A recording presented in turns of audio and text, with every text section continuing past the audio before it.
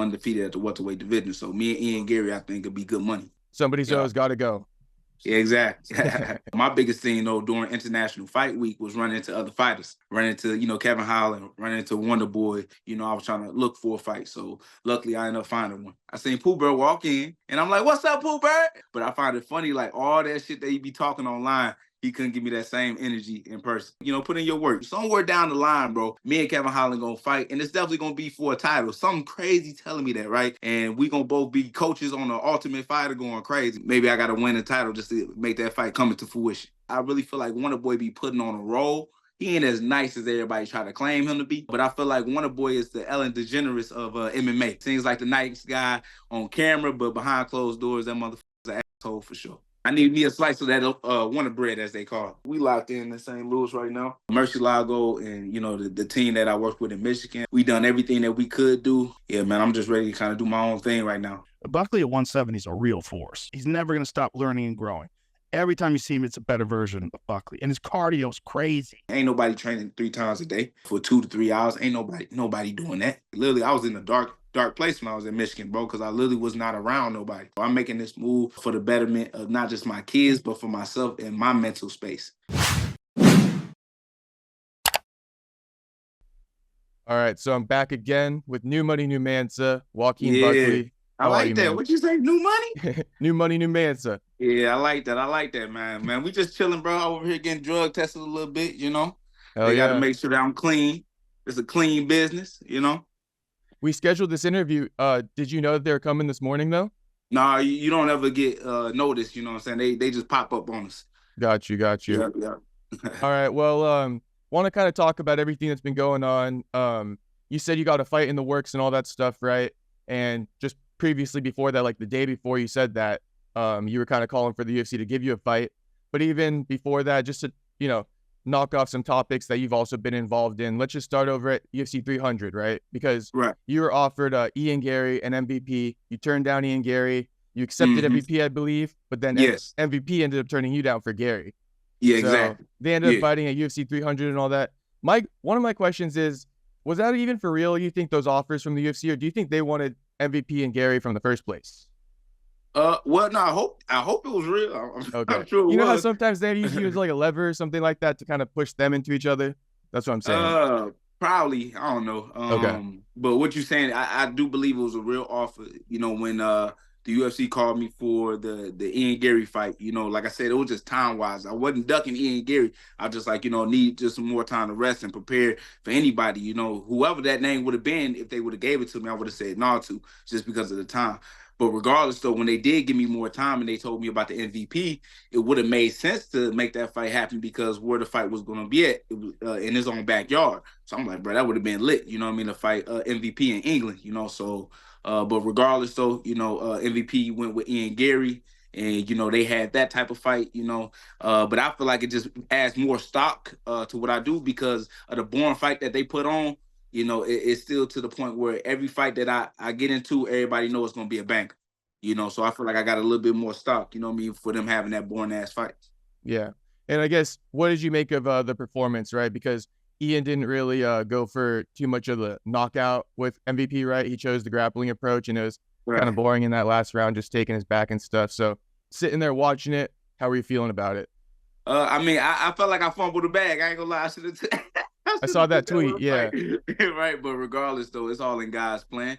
And I believe, at the end of the day, I made the right decision, man, to, just sit this one back and just watch. But, Ian Garry did his job, He got the win, even though it wasn't, fun to watch. At the end of the day, he's still undefeated. And I feel like, with that being said, I can be the first one to take that over. So okay. And, because he gets a lot of hype and stuff like that. So I'm just wondering, too, like, you think, not to say he's like, you look at him as like an easy fight, but he's younger than you and stuff like that. I guess he's a little bit more premature in his career. So when you watch him fight and stuff, do you kind of feel like you're a veteran over him in a way? Because he acts as if like sometimes he's kind of a veteran, and like he's got that bigger ranking and stuff like that. But obviously, you don't really put people on a pedestal, so that's why. No, you can't. I don't know what year he got started, but obviously, since I'm older than him, I definitely got put in a situation where I was fighting before him. So yeah, I'm a little bit more experienced. Yeah, he's undefeated, but just yet again, the talent level that he fought, I believe if me and him fight, it's gonna be a whole different level of experience that he runs into. I started this, being a professional since I was 18 years old. So, 12 plus years, a fighting, at a professional level, fighting with Bellator with 5 fights. And then, with the UFC, I have more fights than Ian Garry. Even though he undefeated, I still have more UFC fights, than him. So I believe like the experience level is definitely above Ian Garry. But even if that wasn't the case, I feel like my skill level, alone could beat Ian Garry. So whether you're talking about the striking, I got the power on my side, the footwork on my sides, and then plus if I need to take the fight to the ground, I can do that as well. But I ain't gonna be nut hugging, you know what I mean? So my biggest thing, if I do take Ian Garry to the ground, bro, I'm looking to finish. Okay, for sure. And just on the MVP side too, is that a fight you'd want in the future, or are you gonna move past that one and on your route to the title in a way? I mean, I don't know. That's a hard one to say, because he's still a good name. But regardless, though, we look into anybody that get us close to the title. That's what we're looking for. So I'd rather fight winners than the losers right now, because obviously I'm undefeated at the welterweight division. So me and Ian Garry, I think, would be good money. Right, 2 undefeateds at the welterweight division. Exactly. Somebody's always got to go. Yeah, exactly. All right, and then you're at UFC 300 for fight week and stuff. I know that you probably got a lot of fan love. I guess we'll start there. How was it just interacting with the fans? I mean, it's always a vibe, bro, when I'm outside with the fans. It's just the UFC be kind of keep me from doing certain stuff. So I had a whole little schedule planned out there for the fans, man, to do like 1-minute rounds with them, to spar around and have them throw punches at me and stuff like that, and do other little, fun, interesting things. But the UFC stopped all that. I ain't gonna stunt. But I always get, the love that's necessary. My biggest thing, though, during International Fight Week was running into other fighters, running into, Kevin Holland, running into Wonderboy, trying to find DC, right? You know what I mean? Trying to make something happen with him. So I think my biggest thing, instead of trying to just, watch a fight, I was trying to look for a fight. So luckily I ended up finding one. Yeah. You found a fight. So you got to be off it, right? You can't say anything about it. So we'll leave that alone, right? But as far as just being there and stuff, you talked to some fighters. One name you didn't mention is Brian Battle. What you mean? I didn't mention him. What you mean? Because you just didn't mention him right there. But my bad. Yeah. I got you. He was saying that you guys ran into each other. That we ran into each other. Yeah. I think he said something. Did you see a video? I saw a video somewhere. No. Yeah, you gotta give me up to date. Give me up to date. I was just teasing it. Okay, so Brian's like, hey, there's this guy, Joaquin Buckley, and he wants to act like I don't exist anymore. And obviously last year you came on the show too, and we talked about how you're down to fight, and we made the post and all that. But yeah, that's basically in a nutshell what he's saying. He's like, Joaquin Buckley wants to act like I don't exist anymore, and he mentioned you guys ran into each other, but I didn't get any details on that. He give you no details on that? He didn't talk to me. It was on his podcast. Oh, okay. It was just something he posted. Well, I find it funny that he started talking online, but when I seen him, that nigga was quiet as hell. So we was down at Planet 13, and we was doing a watch party there, watching the fights, whatever. And I didn't even know he was gonna be there.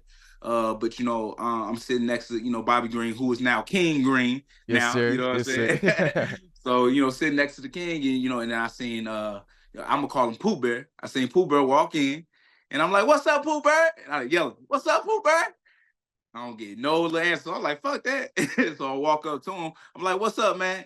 And literally, like, he just like real quiet, like, "Oh, what's up, man?" And all this other shit. I'm like, "Damn, bro, you be talking all online crazy, bro, but you can't talk to me now." Bro, man, you don't want to fight me, bro. You don't want to do all this shit. I'm like, bro, you gonna make it to the rankings eventually and shit like that. But I find it funny, like all that shit that he be talking online, he couldn't give me that same energy in person. So it is what it is, though. But Pooh Bear got some work to do.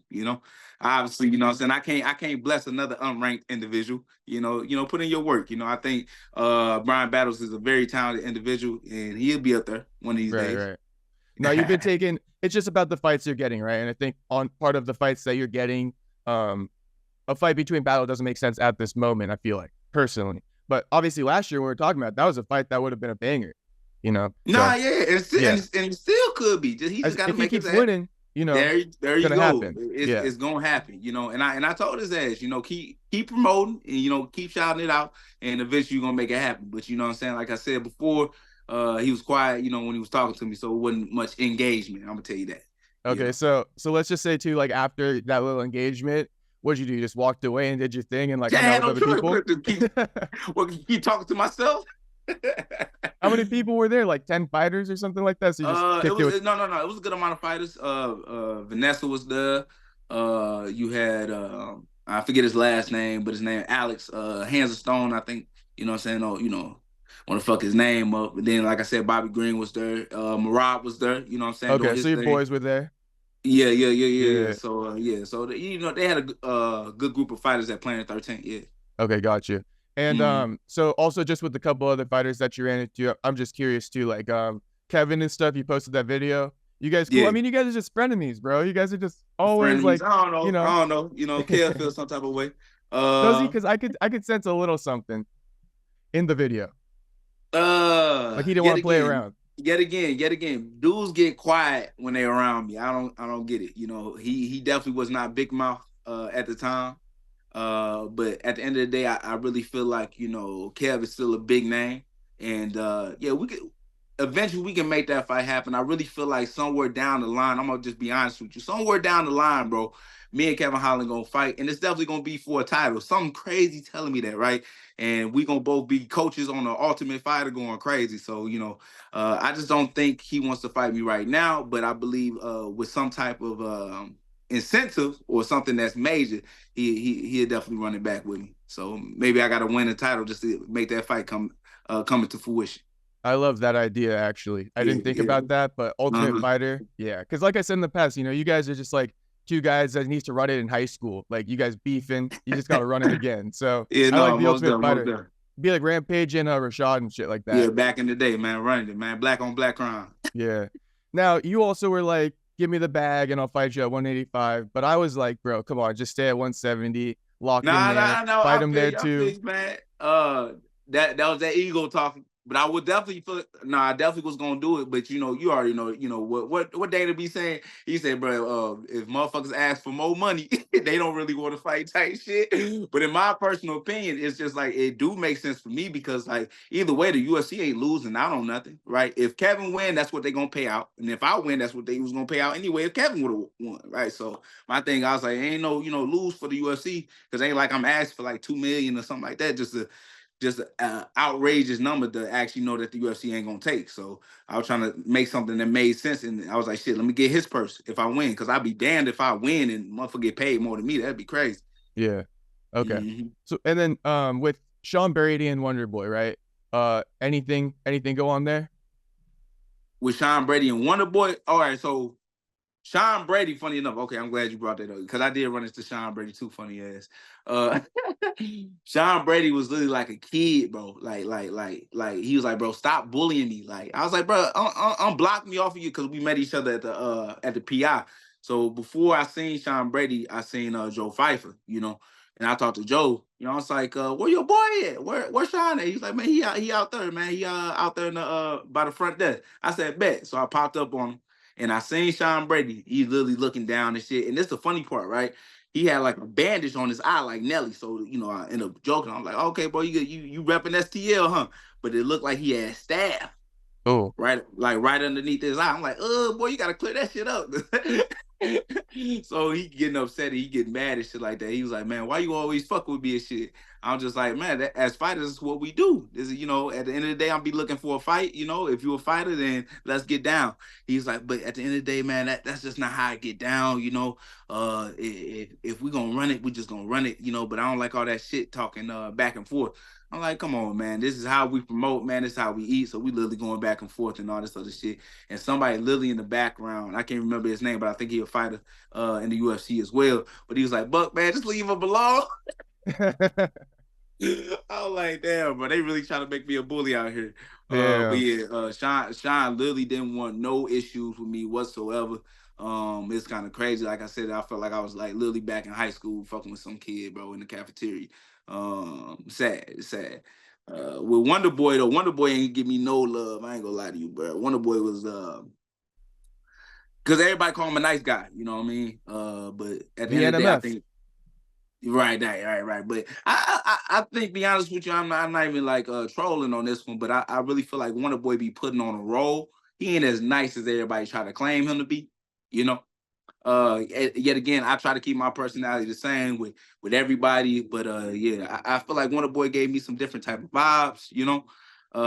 He definitely didn't show me no love when I was out there at International Fight Week, you know what I mean, trying to confuse my words and all these, trying to make me look goofy in front of his friends and shit. Like, I'm like, okay, I got you, but I let things be what it is. But I feel like Wonderboy is the Ellen DeGeneres of MMA. You know what I'm saying? Seems like the nice guy on camera, but behind closed doors, that motherfucker's an asshole for sure.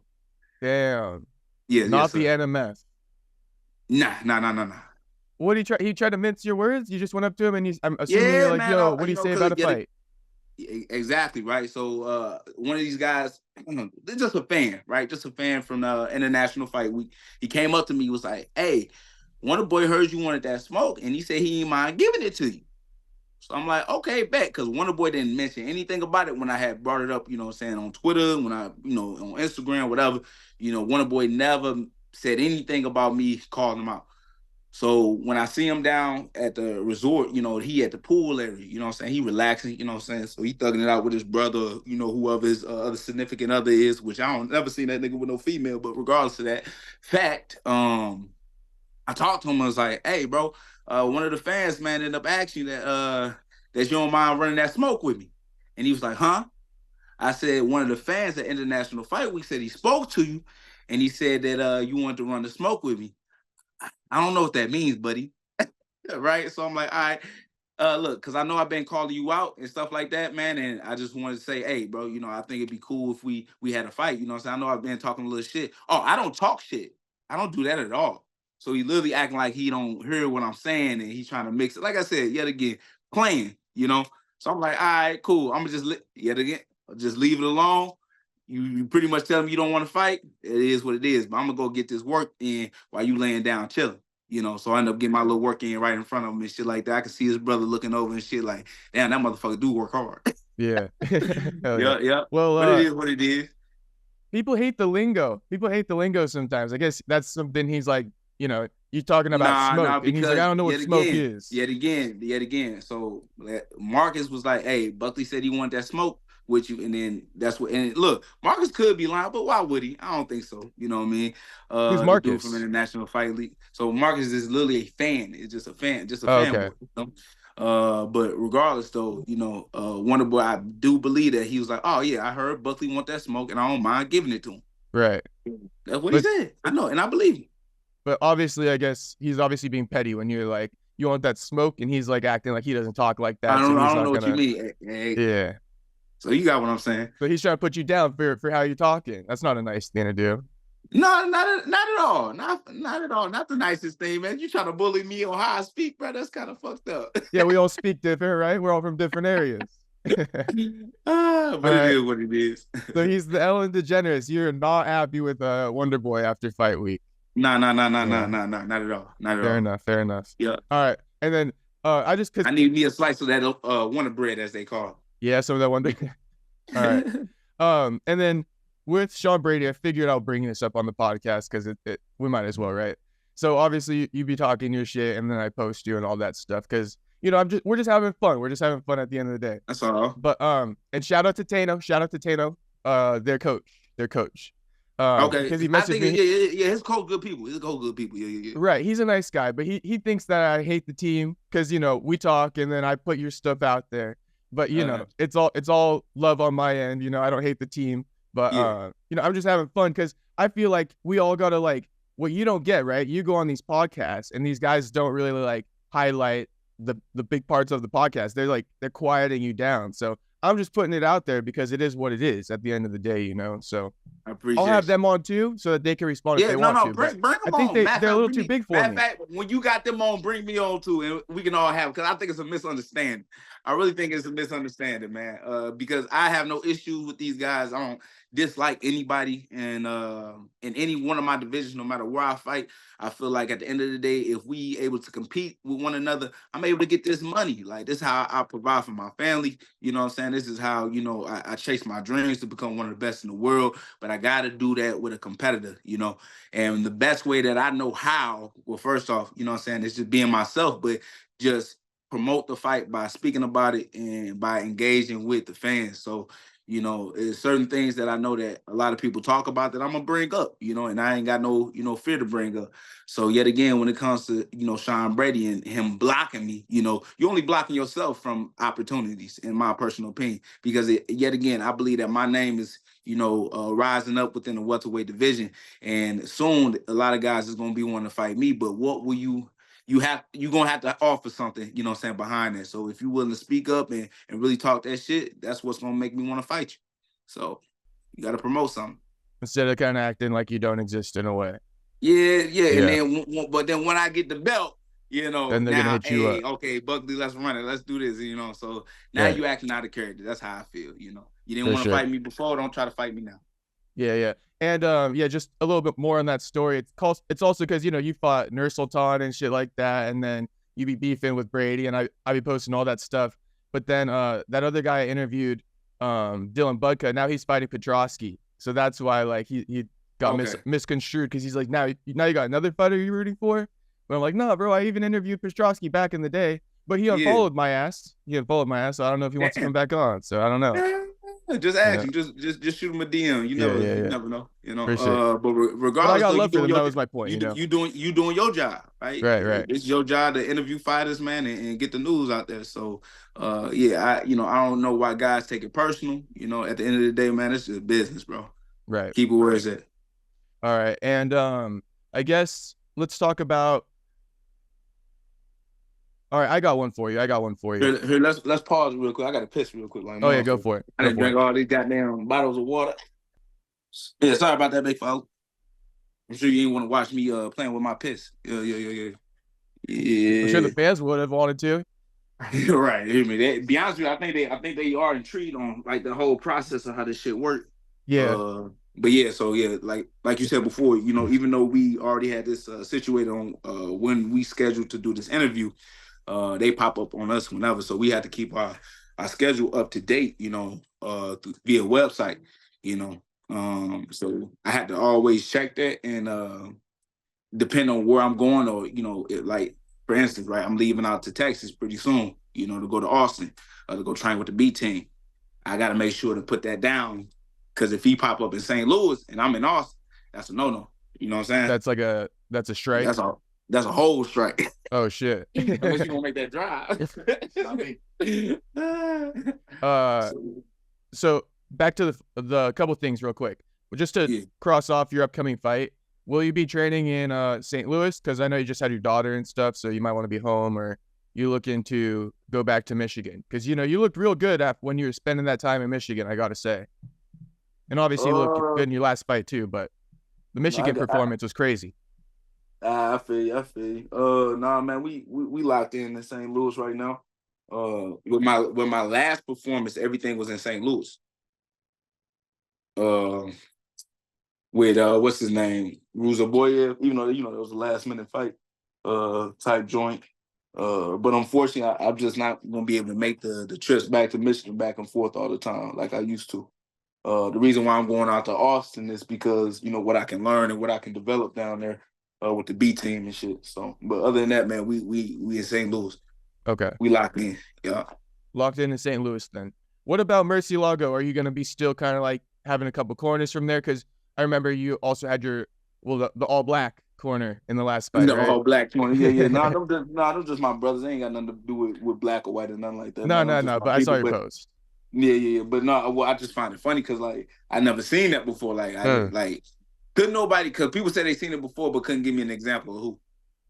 I couldn't think of one. I tried. Yeah. So with that being said, it's just like, you know, it was kind of cool. Like I said, we kind of made history without even trying. But at the end of the day, you know, I feel like the whole development and what I'm doing is a little bit different from everybody else. Murcielago and, you know, the team that I work with in Michigan, I believe, you know, we done everything that we could do. But yeah, man, I'm just ready to kind of do my own thing right now. Unfortunately, like the situation down in Michigan ain't what it is, you know, to be a world champion for myself. That's it, you know. So not saying that ain't for nobody else, but for me and what I'm doing and, you know, where I'm trying to go, I just don't think it's the right spot right now. Okay. So not to even harp on it, but is it safe to say you're kind of moving on from Murcielago MMA then? Yeah, I mean, I'm still working with my guy, Nick Simmons, Justin Hardick, you know, but I'm just not in gym. Let's say that. Okay. And then just because, you know, I'm curious, guys, so sorry if I'm pressing. But are you thinking about having them in your corner, or are you just going to stick with the St. Louis guys? Not well. See, and yet again, you know, people call me, all right, it's whoever fit the job. Okay. So I can always mix it up, you know. So guess what? Every fighter that I fight ain't the same. So, you know, I just feel like whoever brings the expertise, you know what I mean, the best, that's what I'm gonna have in my corner. So it's never gonna be the same. Got you. And as far as just training for your next fight and stuff, because you also flew in Haisam Rita for the last one and stuff, you're gonna fly in a couple guys to help you prepare for your opponent, or are you gonna whatever it takes. Whatever it takes. So whatever it takes. That's definitely gonna be a norm, if anything. Bringing in some guys. Yep. And if I can't bring them to me, I'm definitely gonna go to them. Got you. Now I want to show you a clip. Did you hear Joe Rogan's podcast with Rampage? No. What about it? Joe said that he thinks you'll be a future champ.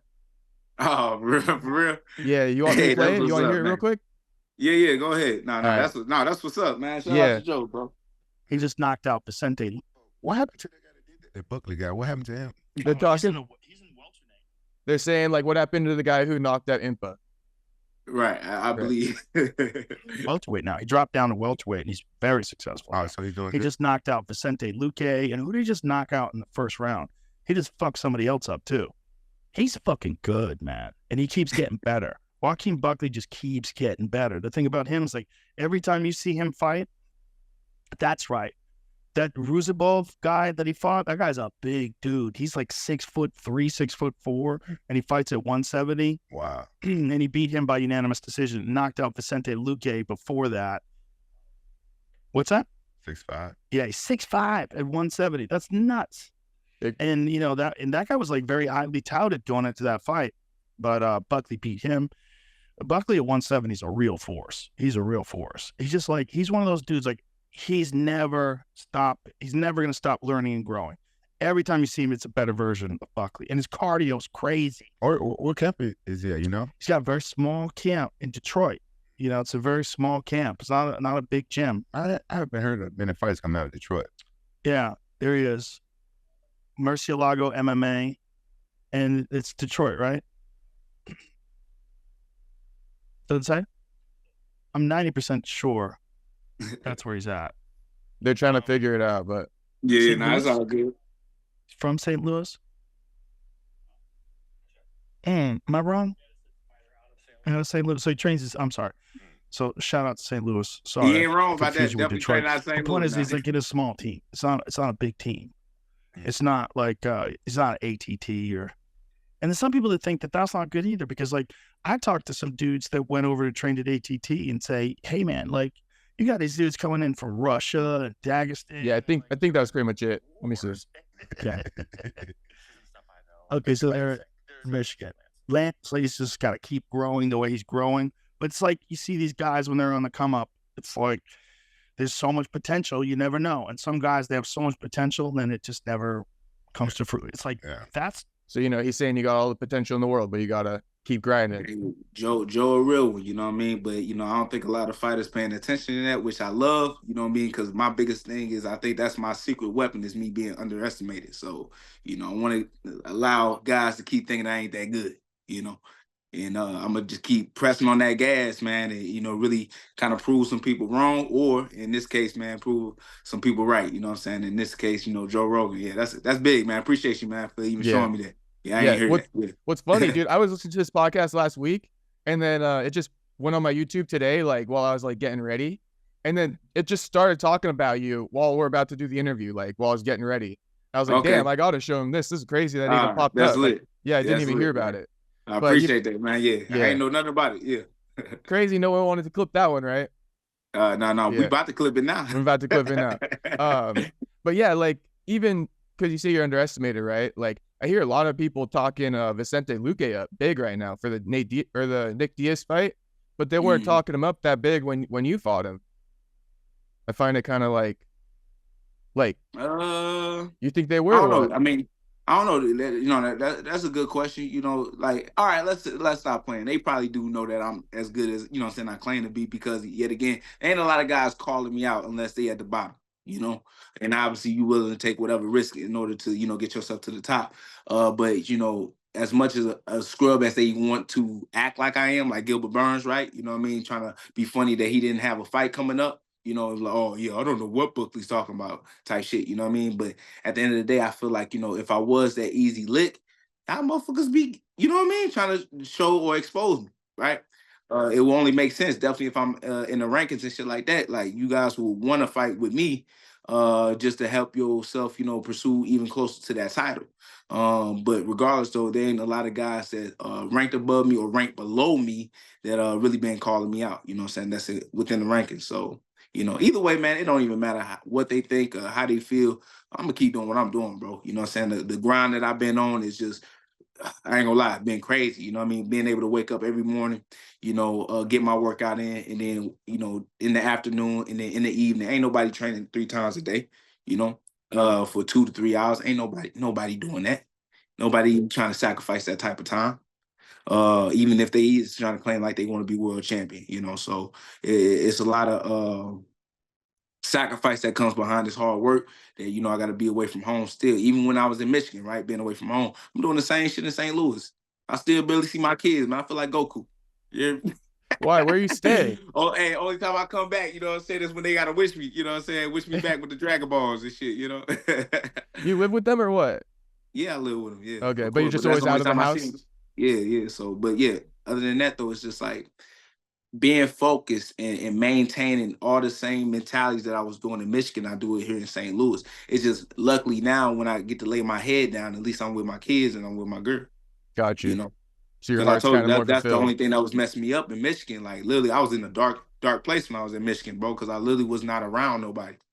Like, bro, I was like, you know what I'm saying? So everybody talk about Yuri being in the dark rooms and shit. Like nigga, I was really fighting demons, you know, because yet again, it's like I don't have no control, you know, or what goes on, you know what I'm saying, whether it's with my kids or, you know what I'm saying, being able to be around, you know, my significant other. Like, you know, at the end of the day, you know, they on their own and I'm doing what I'm doing. Even though I'm pursuing to provide for them, it's still like I don't have that same protection for them, you know, and that was my biggest issue, you know.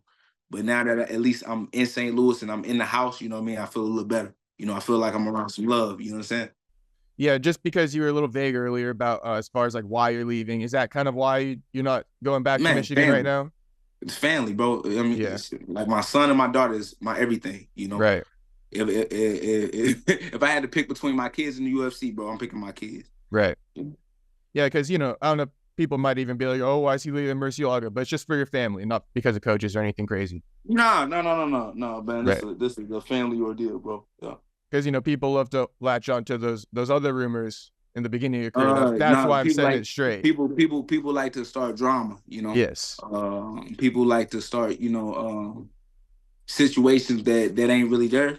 But at the end of the day, yet again, no matter how anybody else feels about it either, like I said, bro, I'm making this move for the betterment of not just my kids, but for myself and my mental space and where I need to be. This is where I feel that I can be more successful and I can be a better, let's say, parent and a better partner for the people that I'm with, you know, because once this fight shit is over with, that's all I got.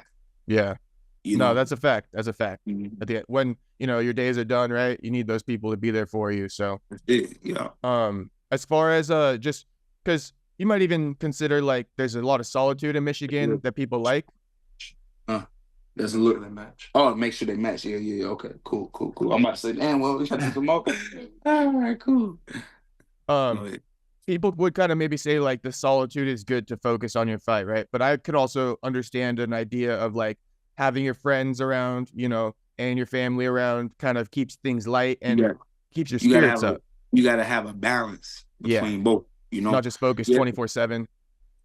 Well, that's the thing, though. You allow your mind to become fatigued, right? If that's the only thing that you're thinking about, if that's the only thing that you know that's getting you up in the morning, you eventually become fatigued and it weakens you, right? You got to have moments where you can break and recover, because then now you can come back even stronger. So I ain't gonna lie to you, with me being locked in, like I said, I was in Michigan, it still hasn't stopped me. So I took in the same type of drive that I had in Michigan. I haven't stopped it now that I'm back home, right? It's just now that I'm around some love, and now it's like it's a reminder every day that I get up in the morning, like why I'm getting up. You know what I mean? I get to kiss my son on the head before I leave out, you know what I'm saying? To put this little demon work in that I be putting in, you know. So it's just like a reminder why the fuck I'm doing what I'm doing. So yeah. Oh yeah. And then let's talk about, I wanted to ask you something though about Vicente Luque, right? It's just my personal opinion, but I want to get your thought on it. I didn't really like how he kind of handled the loss to you in a way. He didn't really like acknowledge it at all and stuff. And now he's kind of like back on social media and whatnot. And that's his deal, you know, it's part of his career. I kind of feel though, like it's not the best as far as like promoting yourself and getting fans behind you. Like he's not really letting anyone into like him, I feel like.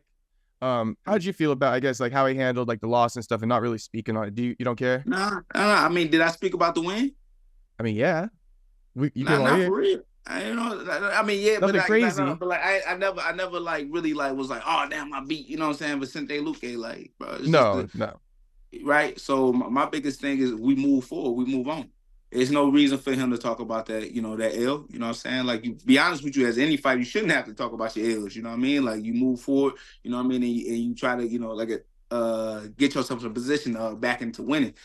So you know, I ain't mad at him. It is what it is. You know, we all know what happened. The world know what happened. You know, so it's already let's say stitched in history. So it ain't really going nowhere. But I don't feel no type of way that he ain't mentioned it. Okay. You know, just because I'm a fan of Vicente at the end of the day, you know, he's a very good fighter. So part of me was like, you know, I was sitting there wanting to like hear from him and like get that from him, you know, as like a fan, be more invested in his career. That's kind of where I'm going with it, is like the more you let us in, I feel like the more we can get invested. And I think that might be something he's missing, like his connection with his fans. Let's say this. Has anybody asked him about that? About the fight between me and him?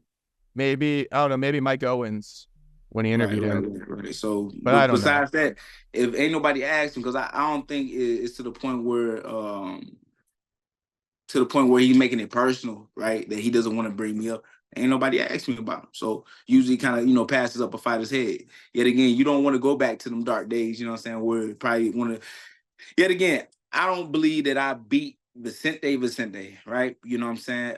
He beat himself. Which, even if it was the case, you know what I mean? I definitely feel like I would have won, but I definitely didn't feel that Vicente that I seen, you know what I'm saying, in different cases with the Mike Perry fight, or with, you know, the fight that he had, even with Jeff Neal, even when he lost, but it's still, that was Vicente, you know what I mean, coming forward with his head down, biting down on the mouthpiece, man. I fought a scary man that night, you know? So regardless of, you know, who would have stepped in there that night, you know, I really feel like I would have got the win. But I can say, and I can say this with confidence, that I didn't fight somebody that wanted to be in that cage. I could feel it, right? I could see it in his eyes. He didn't want to be out there. And I guess that's all. Maybe I didn't have the words for it, but that's kind of what I'm saying. Like, I feel like there's something up. You know, I feel like there's something up, how he didn't acknowledge anything and how he just moved on to his next fight, and he didn't really say anything to give the closure. I felt like there's something up, because I also feel like, you know, he wasn't himself. And maybe you've spoken into existence saying like he's doing something in his personal life and he's going to get that. Yeah, I mean, because I don't know. I've been there. Yeah. But he definitely, he doesn't seem like himself as far as, I don't even know who runs his social media. And like I said, you know, me personally, I'm not like big on religion, but I definitely believe as creator, you know, and I believe that, you know, somebody definitely is watching over us, right? And that's a divine thing. But, you know, anytime I feel like a man is bringing up scriptures, you know, before a fight, they scared, you know, because now you looking for God for, you know, not inspiration, but help. Like, I need your help to get this win. You know what I'm saying? So I feel like with that being said, it's just like in my situation, it's just like, you know, God puts us in position to do whatever we want to do. You know, if we want to be successful, he gives us the time and he gives us the mentality and he gives us the willpower to go out there and get what we want. So anytime you're looking for God, you're being selfish, you know, you're looking for, you know, I can't not go out and train, right? And then pray to God and be like, hey, give me this world title, God, please, I need it. But I ain't put in the work, you know? God is never going to bless you with any type of opportunities that you haven't worked for yourself. And like, yet again, you know, so when people bring up those scriptures and people want to talk about God and stuff like that before a fight, I really feel like, you know what I'm saying, there's something behind it. Whatever it might be, there's something behind it where they have some type of fear that, you know what I'm saying, they can't get it done by themselves. Right. Yeah. So I've just kind of been wondering, that's what I guess I'm saying too, is like, even the way he promoted your last fight in a way is the same kind of way he's promoting like right now. He kind of like isn't involved, I feel like. And I feel like that might be a sign that something's going on, you know, with his career or personal life or something, but I don't know. Just kind of my thoughts. It could be 1,000 things, man, but the only person that can, you know what I'm saying, reveal that is Vicente Luque himself. Right. You know? But aside from that, right, with the fight, obviously I'm kind of like saying right now that I don't know if he's evolved from your fight because I've sensed something's up. But as far as Nick Diaz goes, how do you see that fight kind of going? Because you were in there with Vicente. Well, you know, yet again, so depends on, you know, what Vicente goes out there. But, you know, Nick Diaz, the last performance that we seen him with was that Robbie Lawler fight, and that wasn't a good performance. But I've been seeing photos and, you know, just been seeing, you know, him being locked in. Diaz looked like he in shape this time. He looking like he's actually mentally prepared, you know what I'm saying, to go out there and go to war. So, you know, it could be a very competitive fight, you know, than people believe, you know, because it's all about mentality when you go out there. That's the funniest thing. So it all depends on which Vicente coming out. So okay, because I think it's a pretty even fight just off of like you know, what I saw from Vicente and with Nick getting a little older. I think it's a good fight, but a lot of people think like it's a crazy fight, like Nick's gonna get really fucked up in there. Right. Well, there's only one way to find out, man. Only one way to find out. What do you think though? Is it gonna be one-sided or like an even fight kind of? You think? I think it'd be more of an even fight. I think so. I think it's a good matchup. I think it's a great matchup, to be honest. I like it. And yet again, right? If Vicente is believing what people are saying, hopefully you're not. It must mess around, make Diaz, man, put on a goddamn significant record, you know what I'm saying? Because everybody know that, you know, his hand combinations is, you know, superb, you know. Even when he was beating up on Robbie Lawler, you know, it ain't nothing to knock you out, but just touch you, pow, pow, pow, pow, pow, pow, pow. Like, he has that conditioning to keep going. And then, like I said, seeing the recent photos of Nick Diaz, you know, like, that boy look in shape, man. Boy look ready. So, a lot different from when we see him when he fought Robbie Lawler to now. Right. Big difference. Right. And we're wrapping up, but just a few more for you. You know, I came up on Nick Diaz, right? Like Nate Diaz. That's like, I guess, my age, and you're not too much older than me, only a couple years. But I also came up on like Floyd Mayweather and shit like that. And I say that to kind of ask you, like, obviously they're both still fighting, you know, and you could have easily gotten that Nick Diaz fight too because you beat Vicente. Boy, that'd be a blessing. Yeah. But, you know, kind of with that being said, they're fighting, but you might have also came up on them. How do you view them? Like, you respect them and don't care to fight them, or are they like a fight? And like, what do you think? No. As a fighter, you want to fight them all. You know what I mean? So like Pokemon, you got to catch them all, baby. You know. But regardless, though, it's never disrespect. If I do want to step into the cage with you, I have nothing but the utmost respect for you because I told you before this how we provide for the fam. But regardless, though, yeah, I'm a big fan of the Diaz brothers. You know, and how they you know, been able to just stick and grind and how they, you know, constantly still, you know, just being themselves, you know, even though they weren't really getting a value within the UFC at the time, you know what I mean? They stuck to their guns, man, and, you know, they ain't give a fuck how you felt about them. They just gonna, you know, run it up, you know what I mean? Stockton style, you know what I mean? Slapping motherfuckers in their face whenever they felt like it and saying whatever was on their mind. So, you know, definitely looked up to the Diaz brothers myself, you know what I mean, coming up into the game. But anybody can get that work. When I say anybody, I mean anybody. So, but like I said, it ain't nothing but respect, man. So if they allow me the opportunity to fight them, bro, I'd be honored to whoop that ass. Gotcha. Yeah, I figured because we're like close to the same age. But did you come up on Mayweather at all?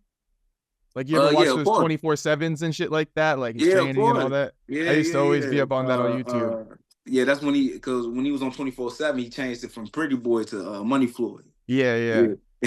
So And then yeah, there's all access before the 24/7, then all access. yeah. Yeah. Be honest with you, I wish, even though we have our own kind of similar thing with the UFC embedded, I feel like it's not as in depth as the all access was, or the 24/7, because they was there the whole time within the gym, what I'm saying, before they get up in the morning. So they literally had a camera crew with them at all time throughout the day. And you was able to document that whole day. But with UFC embedded, like, they kind of chop it up and then they kind of put random shit together, and you don't really get a real feel of what a real fight camp is like.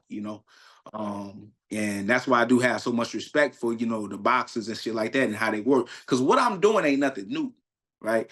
I've learned this shit, and I've been able to apply it to my own game by watching older fighters and just from different sports, no matter whether that's wrestling, boxing, or whatever. But just looking at people at their highest profession and what they do, and I realized, hey, there's a lot of guys in MMA that don't work like this, right? A lot of guys in the UFC is just lazy, even though we some of the best, competitive fighters on the planet. It's a lot of guys that just work ethic is weak. You got a lot of guys, as soon as they fight, what they do, they blow up, go, 30 pounds above a weight class, or, what I'm saying, or even more than that.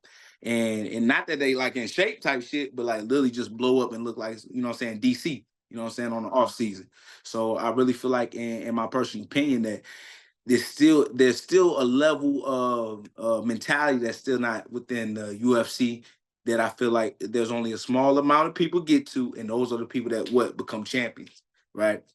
But I feel like, eventually, once you have more fighters that have that type of mentality to be the best in the world and really kind of treat their profession like that is their profession and their lifestyle, you really gonna see a lot of greater fighters within the company. Because I ain't gonna lie to you, bro, I don't think the UFC got quality. I think we got quantity over anything. Yeah, This is my because personal opinion.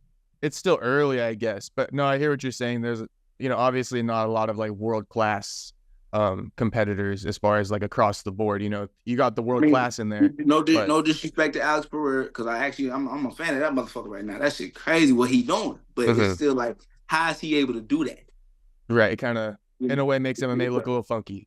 It looks stupid, make it look retarded. Yeah, I feel you. Where you got guys now from different professions out of their life, like, oh yeah, I could do that shit and become a UFC champion too. It shouldn't be like that. And I'm not taking it away from it. Alex Pereira might be working his ass off every motherfucking day to get there. But yet again, when you have somebody that has solely trained in MMA in itself, right? And his whole goal as he got started in combat was to be a UFC fighter. But then you got another guy that's coming over, transitioning from another in different sports, still able to beat you. That's a problem. So I don't think a lot of guys are applying themselves like they should. Right. And I guess maybe it's to what you're saying, maybe they're not modeling up their career after like world champions, and seeing what they did. I don't know. Maybe they're not. You said in the past they're on their phones, but they got to be Googling, some Floyd Mayweather training and shit like that. Because that goes hard. Shit. I look at Simone Biles, right? I take shit from her too, like, because she didn't create her own style of gymnastics, her own moves, and where they didn't named it after her. But one thing that I kind of got from her that I kind of stole, that she was like, no matter where I am, saying in the world, or doing an event, I want to kind of not recreate, but what's the word she said? Outdo myself, right? She wanted to outdo herself every single time she go out there, and that's just crazy to say, because you didn't already submitted your name, but she still, her whole mentality, man, is like, I gotta be better. The hunger, right? Right. Even with that kick that I did, it was just a cooler kick, that was a cooler situation. I don't look at that kick and be like, that's my career, right? What can I do to outdo that? And create better moments for myself, Now, obviously, those opportunities have to come from the competitor that I have, right? Because it takes two to tango. But at the end of the day, I really feel like there's a lot of performance that I have put on that kind of trump just that move itself, if that makes sense, I feel like me, getting to the rankings or me beating, Ruzel on Danner a week's notice, in my hometown, like, them are big moments, that I was able to capture and create. But if I always thought of myself just about that kick and trying to reperform that or recreate that, then I would never have the moments that I got today. Be like always stuck. trying to outdo myself. Exactly. Yeah, be stuck in 2020. No disrespect, like, but the perfect example, because I learned from other motherfuckers, Uriah Hall, Edson Barboza. These Oh, are the I see guys what that you're got saying. stuck in their, you know what I mean? Because they Yeah. want to recreate that same shit. Nah, fuck that, bro. I got other moments that I'm trying to develop. Right. That's a great mindset to have, honestly. Mm-hmm. Okay, so get you a couple more questions here. Mike Perry, Jake Paul. I wrote something down about it because I be listening to some of the interviews, and then I know we're gonna be talking, so some couple points.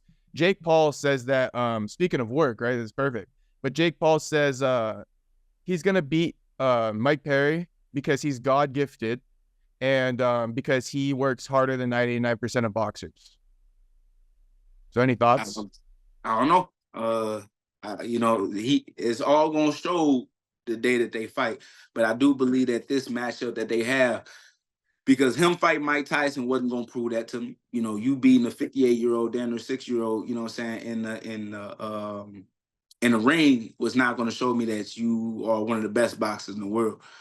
Even beating Mike Perry is not gonna show me that either. But regardless, though, as a competitor, you're gonna show me that you're a competitor by fighting Mike Perry, somebody that is around the same skill level, somebody that you already know is hard nosed and is gonna bite down on that mouthpiece and try to knock you out, you know, and not try to just try to make extra money.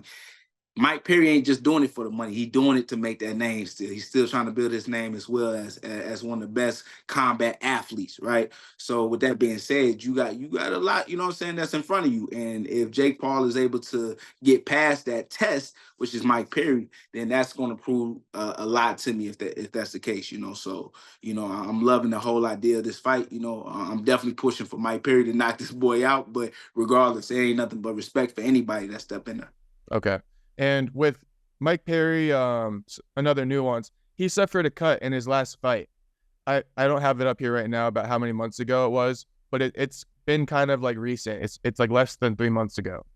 Man, So, he didn't broke it. Bro, who broke his? Vicente Luque broke that man's nose. yeah, and he didn't give a Had his fuck. nose hanging right underneath his eye. I don't think a cut is gonna bother Mike Perry whatsoever, Okay, bro. not that it would bother Mike, but if it opens up and stuff in the boxing Right. match, I guess it plays in Jake's favor. So just Well, curious. that's the beautiful thing about boxing. They'll shove just Vaseline in it. They'll just take the whole petroleum jelly and just knock it right up in there. You know what I'm saying? So it'll stop that little cut. But regardless, though, yeah, I don't see no cut like ending that fight. Nah, not at Okay. all. And Yeah. ins and outs of the fight, just give me your quick thoughts, like based off what you've seen from Mike Perry's skill set in the past, Jake Paul's skill set. I would like to see a little bit more head movement from Mike Perry. Because that's the only way I can see Mike Perry getting caught is being aggressive and coming in and running into a right hand from Jake Paul, because Jake Paul is a sniper. He know how to throw that right hand at will, you know, when he feels like he has to. But Jake Paul doesn't have good, you know, backpedaling skills. So if you're able to push Jake Paul up to the ropes, I think, you know, that'd be Mike Perry's best route, you know, just being aggressive, just making it a fight. But he got to have a head movement, though. He can't, you know, try to be aggressive, throwing winging shots and then keeping that head in the center line. If Mike Perry is able to get that head, you know, from, you know, one direction to the next, you know, Diddy, I think he'd be out there. Mm-hmm. Left and right, not forward and back. Yeah, exactly. All right. All right, bro. So let me get a couple more for you, Right. if that's okay. And what, boy, you said about 3 more? Sorry. Yeah, right, I got you. No, you good. Because Yes. Leon and Belal. Leon Belal. Okay, I can be quick with this. So Yeah. So Belal, you know, yet again, he's one of the dudes that I'm talking about. You know, somebody that is working at that level to become a world champion every single day, no days off. I got to see it with my own eyes what Belal was doing, but that's the unfortunate part. Belal is not the most talented, is not the most gifted, you know, and is not the most blessed when it comes to just ability. So at the end of the day, I think that Leon has that gift or that God-given talent. But Belal could possibly beat this man just with the hard work alone. So I'm definitely intrigued to watch that fight between Leon Edwards and Belal Muhammad. And really, we really gonna see, you know what I'm saying, what work Belal put in versus the gifts of Leon Edwards. So that's my pick for that, you know. And are you in a tough place because you're friends with Belal, kinda? so it would be Oh yeah, easier. no. So yet again, I have no issues with nobody. So however anybody feel about me, that's how they feel about me, right? But yeah, me and Belal, we cool, but we gotta run it. We both in the welterweight division. So but it ain't no disrespect, you know. At the end of the day, we helping each other and we kind of trading skills, if that makes sense. We trading disciplines between one another. We learning with one another. We having these experiences being made. So I believe that if me and Belal ever fought, you know what I'm saying, it'd be a beautiful fight and be something that everybody would like to watch at the end of the day. So shout out to Belal, nigga. Remember the name. Okay, remember the name. For sure, man. Yeah. I appreciate the time as always. All right. Thank you, All man. right, bro. Have a Appreciate good you, one, man. bro. All right. Hey, damn, I got to piss again. Shit.